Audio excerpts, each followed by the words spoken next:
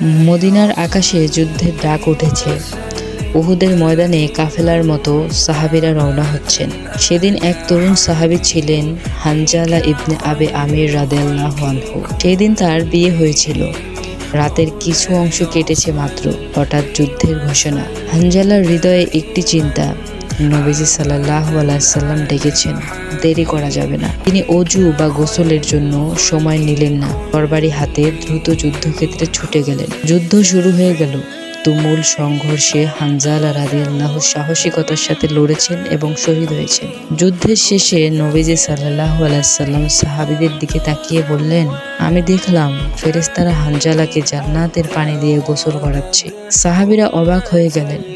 অনুসন্ধানে জানা গেল বিয়ের রাতে সহধর্মিণীর কাছে ছিলেন, কিন্তু যুদ্ধের ঢাকে সাড়া দিতে গোসল না করেই বেরিয়ে পড়েছিলেন সে। তাই আল্লাহ তাআলা তার এই সম্মানে ফেরেশতাদের দ্বারা গোসলের ব্যবস্থা করেছেন।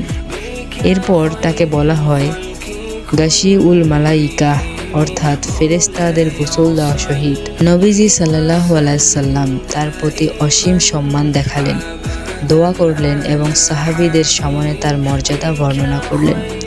সবাই বুঝলেন নবীজি সাল্লাল্লাহু আলাইহি সাল্লাম এর ডাকের জবাব ঈমানের প্রতি ভালোবাসা এবং ত্যাগ আল্লাহর কাছে কত বড় মর্যাদা এনে দেয়। তো ভিউয়ার্স, আজকের গল্পটি কেমন লেগেছে কমেন্টে জানাবেন, আর এরকম ভিডিও পেতে চ্যানেলটিকে অবশ্যই সাবস্ক্রাইব করে রাখবেন।